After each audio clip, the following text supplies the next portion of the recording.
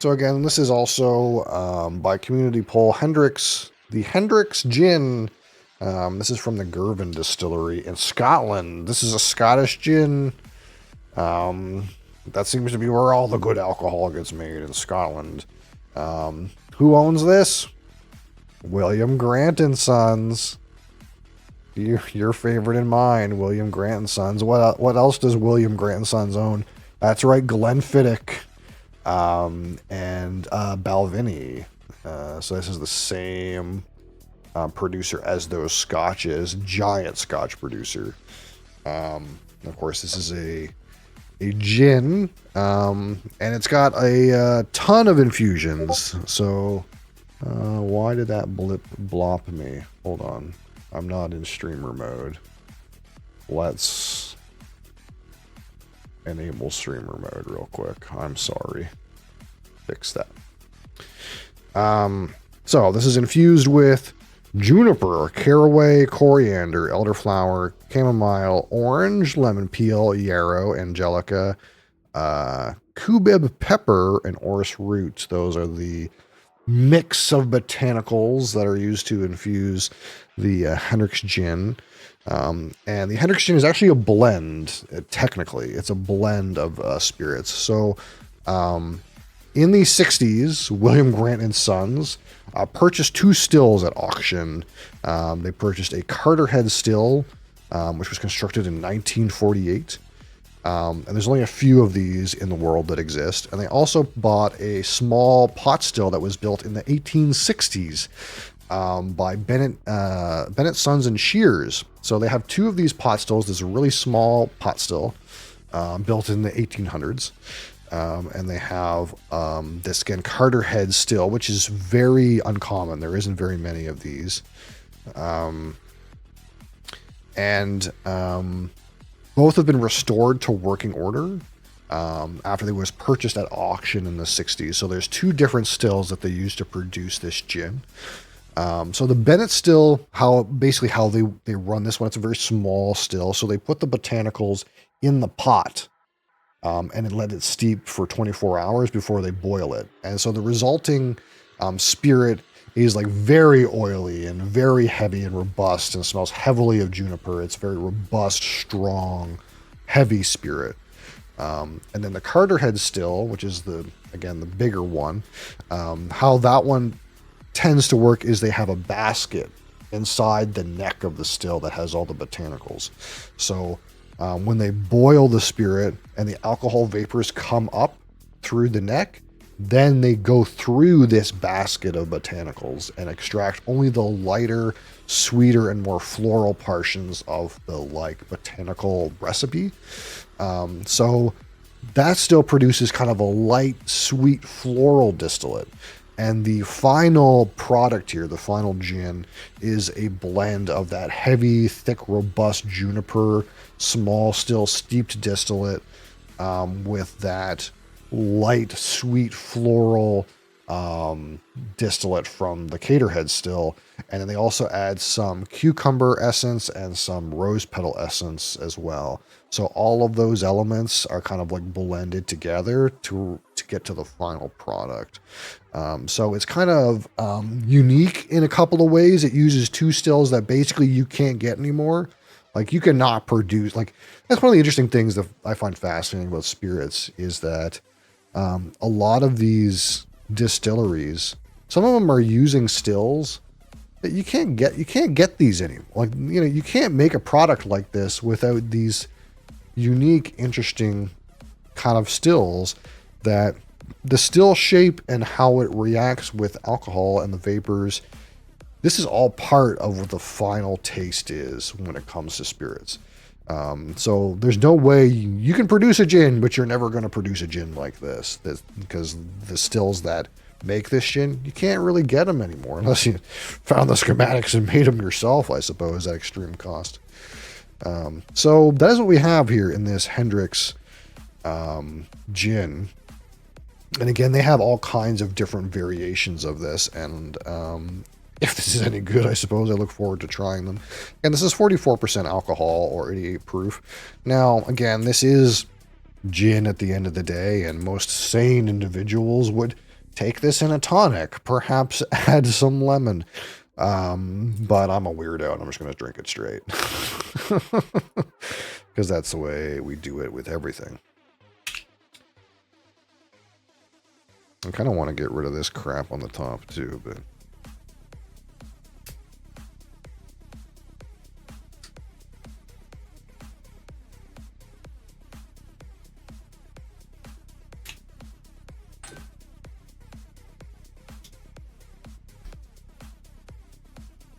Dang, there's still a little bit on there.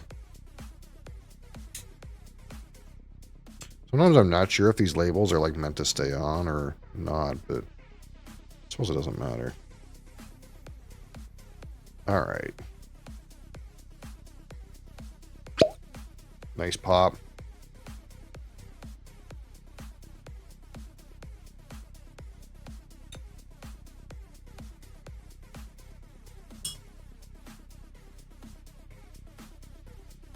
Make sure we're a right cleanse here.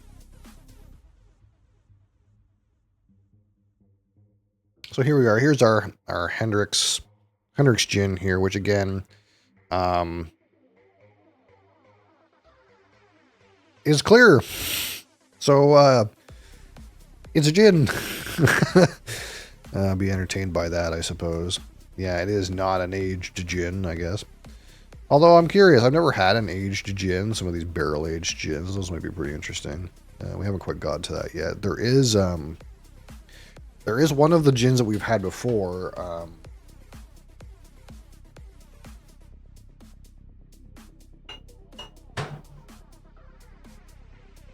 Again, this one, the Botanist. This is from the Bruichladdich distillery on Islay, which of course one of the first gins we tried because of course it came from a Scotch distillery, so we were so interested in seeing what they could do.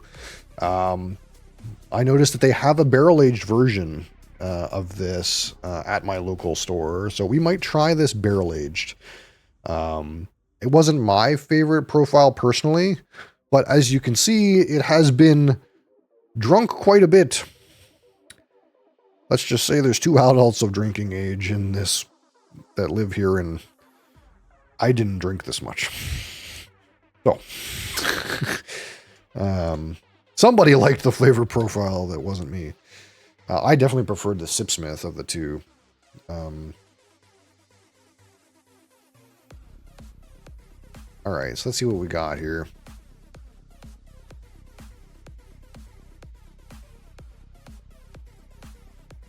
Again, initially nice and fresh. You get that juniper, lemon, orange right at the get-go. There's like an underlying sweeter kind of element.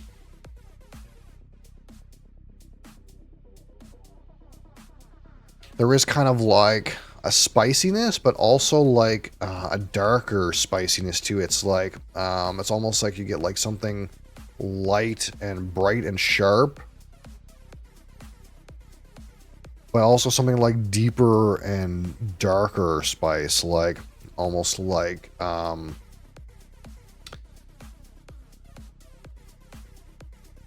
my brain goes towards something like pine up at the top and something like again coriander, or like a darker kind of spicier spice down at the bottom. This one is actually kind of like, to my surprise, one of the things that I kind of found with Monkey 47 especially is that it felt like there was so many things going on that they were a little muddled together, and we'll give that some time and air, and maybe I'll feel differently about it. But one of the nice things actually about this particular gin on the outset is that I feel like I can really get, if I like try to tune into any particular element, I feel like I can really get like that like juniper, like citrus kind of elements. I can get that if I'm looking for it, or I can get that like kind of spicy coriander pepper element. Like I can really get that. Like it's not like these things are so muddled together. We're like searching and having a hard time finding the exact notes. It feels like we can get in there and we can kind of like maybe like hunt for one of the infusions and kind of really feel like we can really get that. And it feels well crafted in that way. Like I'm not getting blasted so much by juniper and citrus that I can't get the like pepper and coriander and caraway.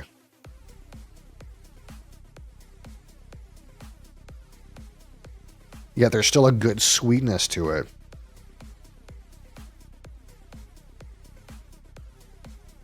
That's really nice. I think it's clear, like, just in this session, that of the gins I've tried, this one seems like the most well-crafted, the most well put together, at least on the aroma. We'll see if I prefer the palette, though. Again, I did not prefer the palette of the Botanist, and definitely preferred the palette of the Sipsmith, which was more darker, bready Christmas spices, and less like sharp, bright 7-Up pine kind of notes. All right. So here we go. Hendrick's gin on the palette. Cheers.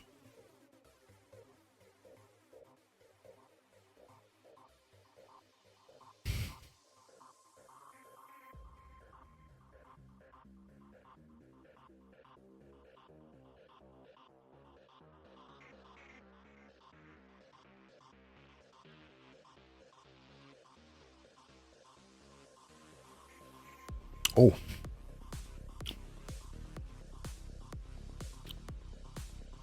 That's pretty nice. One thing I will say about this, the palette of this reminds me of other William Grant & Sons palettes. It's not that expressive. The one downfall so far for this for me is like we get into the palette, you get some of that juniper and citrus, standard fare, I suppose. Can't get much else.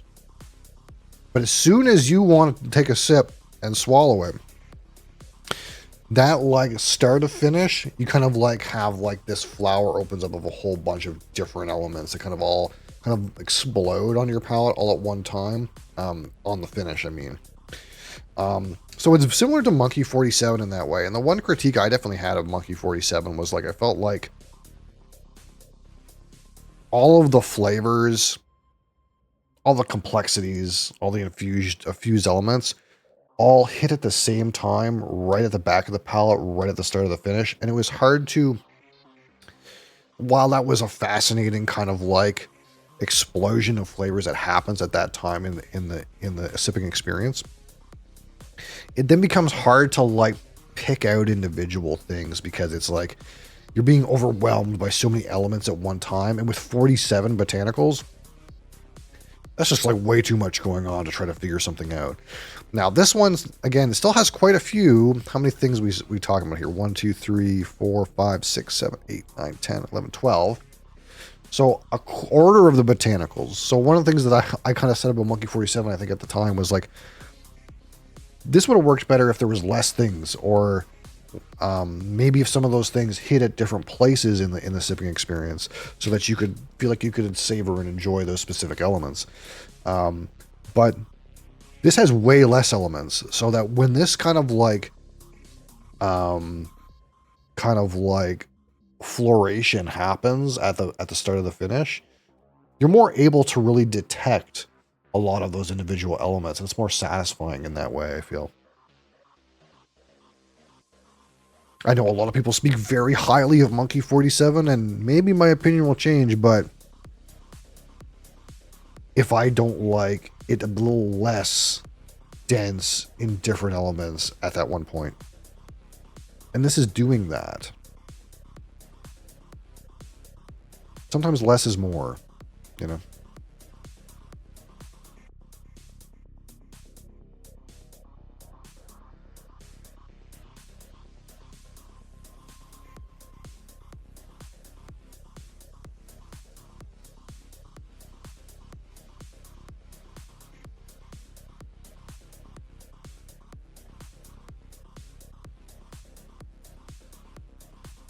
Again, palate pretty tame. There's juniper and citruses, a little sweet, a little bit spiciness.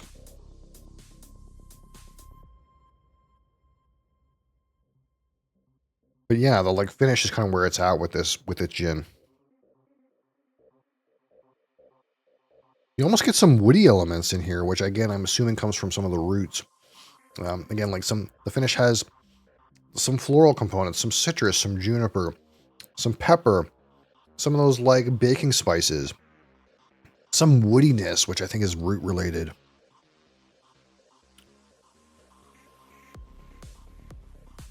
It's interesting, like it's almost like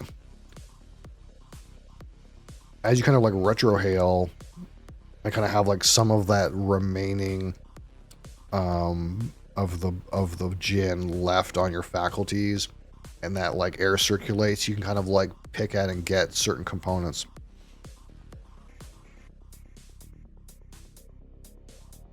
Kind of in the place where for me Monkey 47 was way too complicated. It feels like it's almost like there's just enough things going on here that are both interesting and digestible. So that's kind of interesting.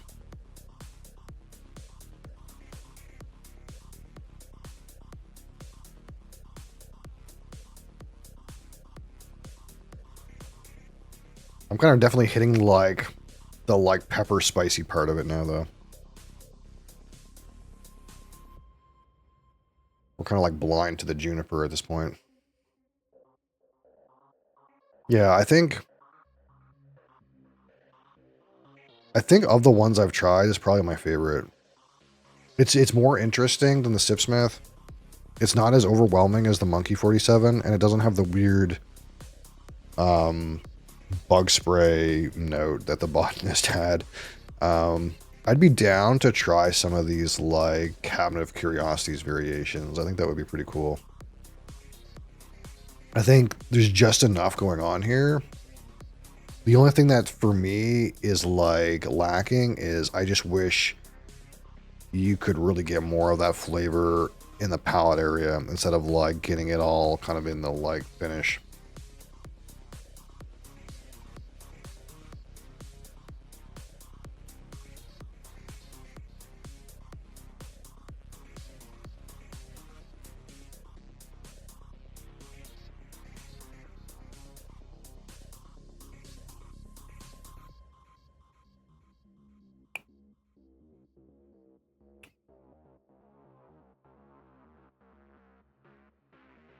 And I don't mind to take this neat either. That's the thing about this, and don't get me wrong, this is maybe not a bad gin, but since this was my first experience with gin, I kind of really thought gin was like maybe a little bit not for me after I tried this, because like there's certain particular notes in this that were very challenging in places, and it made it hard to drink. Wasn't my favorite profile. And again, the profile is all down to these infused botanicals, right? And I think maybe this one, like like Isla whiskey, maybe slapped me around a little bit, and I wasn't ready for it. Whereas this feels like much more approachable, despite being like again all in the like floral, spice, citrus realm in the same way. Also doesn't taste like Deep Woods Off, which I really wasn't for me. But yeah, we might try this barrel aged though. Again, there is a barrel aged one of these. I wonder if some like barrel age would do this some good, or if it would just taste like barrel aged Deep Woods Off. But yeah, I actually enjoyed this one. Probably my favorite one I've tried so far. Maybe pick up some of those other ones, some of those Cabinets of Curiosities ones. That might be cool. That might be a cool flavor experience to have.